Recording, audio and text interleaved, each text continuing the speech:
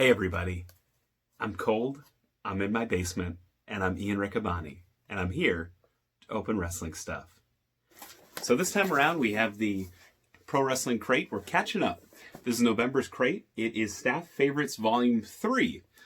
This should be a fun one. There's going to be X-Pac, Bill Goldberg, the Young Bucks, Jurassic Express, Joey Ryan, one of my favorites, and more. So let's crack it open. Let's waste no more time. So what I'm always curious about the most is the micro brawlers, and so they give you this little card, but I'm gonna try not to spoil it. That's what the card says. Staff favorites. There you go. I tried really hard not to look at the back of that. The back does tell you exactly what's in here. But first up, we have. Well, this is a staff favorite, Space Mountain Ric Flair. Pretty cool t-shirt. Am I allowed to wear this to Disney World? Mary Kate, can you check in and tell me? I feel like maybe I'm missing the innuendo. He's riding Space Mountain. Does that mean anything other than the ride? It looks like he's on the ride here. I don't know. He gets a pretty big reaction. So, of course, Ric Flair, 16, 17, 18-time world champion, depending on if you count Jack Veneno and the Dominican, or depending on if you count some of the championships in Japan, some of the results there. So that's a cool t-shirt. Maybe I'll bring it to Disney World. I don't know. Mary Kate, if you're watching, my friend from Ring of Honor, my friend from Disney World, please check in and let me know if I can wear that or not. Here's a little card, and maybe I should open this a little sooner. It's a Black Friday sale. Missed that. Sorry. These guys are one of the coolest acts right now.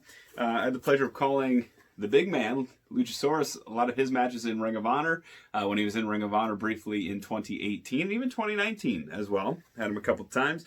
And there's Jungle Boy and Marco Stunt. I got to call Marco Stunt match in the All-In Battle Royal. Jurassic Express. Pretty cool. These guys are a great trio in AEW. One of the more popular attractions there.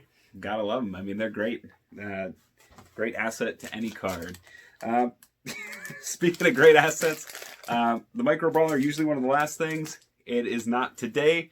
It is Brutus the Barber Beefcake. And this one's kind of amazing. Let's actually pop this open. Brutus Beefcake came to my attention in the WWF. By then he was already a good guy. But when he first came to the WWF, he was a bad guy. He was managed by Johnny V. I believe he was either late 84 or early 85. I think it was late 84 because he was on the first WrestleMania. He wrestled David Sammartino. He'd be on the second WrestleMania. He teamed with Greg Valentine against the British Bulldogs for the tag titles. He was at WrestleMania 3 when the Dream Team faced the Rougeaus in a tag team match there. So he was constantly in the mix. He was in the Intercontinental title match in 4. I believe Ted DiBiase at 5. Broke Mr. Perfect streak at 6. As you can see, big time star as WWF was really breaking new ground on pay-per-view, etc. And this is one of the cooler micro brawlers I've ever seen. You don't see Brutus Beefcake that often in this kind of detail. He's got the white barber coat. He's got the yellow striped gloves. He's got the candy striped shears, and he's got the zebra striped pants, which he wore frequently in 91, 92 when he's hosting the barbershop. So this is a really cool micro brawler. Great hairline as well. He's got the slight widow's peak. The attention to detail on this one's amazing. This is definitely a top 5 micro brawler. So if you're looking to add anything to your collection, look for Brutus Beefcake. And also type in Brutus Beefcake 1984. You might get a video with Johnny V. Brutus Beefcake debut. You might have to go to Dailymotion. Incredible. He dances barefoot for about 100 women ages anywhere from 20 to 50 in what appears to be a hen club. So I'll just leave you with that.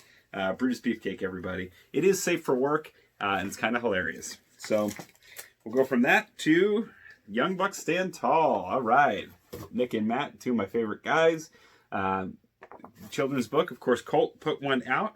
This one is more like a comic. And this one has a special trading card in it as well, which is pretty cool. So there is Nick and Matt, and they have their book. And here You can see that Cody does as well. Adam Page getting his own. Colt Cabana, once again, the trailblazer here, though. He is the one that really started to get these going. So that's cool. Young Bucks stand tall. Did not have that one yet, so that's a cool addition. This one, I'm looking at it right now. It is a DVD. At the very top, I see my good friend Colt Cabana. I see Penta El Cerro. It looks like David Arquette is on this as well. Scarlett Bordeaux, Phoenix, Shark Boy. Is that Shark Boy?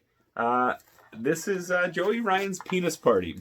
Now, this event, it was one that I was particularly interested in going to. It includes Ultimo Dragon, Puma King, has some of the great wrestlers in the world, so I wouldn't be fooled or disparage this by its name. This is a really fun event with some of the best wrestlers in the world. I don't know what a Penis Party deathmatch is, so we might have to watch that. But of course, I had the honor and the privilege of calling his Druids as he rose from the dead at All In, which you can watch on ROH's Honor Club. So this was the next logical step. I was doing some media appearances. This was the day before Madison Square Garden. I wanted desperately to go to this event. I was not able to. Now I'll be able to watch it. So pretty cool. And then finally, we have a pin, which is pretty cool. This is the they call this the Big Gold. I don't know if it'll focus on the nameplate. That is Bill Goldberg and the World Heavyweight Championship. So that's pretty cool. And then I'm doing the process of elimination in my head. I believe we got one wrestler left, and it's a guy that I saw on ESPN before I was even in elementary school. I saw him at Cape May Courthouse wrestle. He was a bad guy, but he did all these cool karate moves and kung fu moves and flips and things, and thank goodness it's him, because this is where I was going. X-Pac, really nice guy, helped out at the Monster Factory when I was there. Super cool dude, and deserves all the success he gets right now. Always willing to share stories of how he got his successes, where some of his roadblocks were. X-Pac, super cool dude, and thanks for everything, X-Pac. So, all in all, it's a great box. It's November's box, and occasionally they have a few open. So if you're watching this in December and January, whenever I get around to editing this, oftentimes they have a couple extra, so you might want to look out for it. If you enjoyed anything here, it's a pretty cool box. So that's it for Ian Riccaboni Opens Wrestling stuff. We still have some more WWE Mattel Retros coming. We have the ROH line coming as well. We're going to try and time that with the newest releases coming out. So get you hyped up, get you pumped up, review each series, maybe, until we get to the Banditos, until we get to the PCOs, the Marty Skruls, those that are coming out later this year in 2020. And yeah, and we got December's box and January's box. So really looking forward to opening those up. And this was a good one. So I'm Ian Riccaboni. Happy wrestling, everybody. And we'll see you next time. Ian Riccaboni Opens Wrestling Stuff.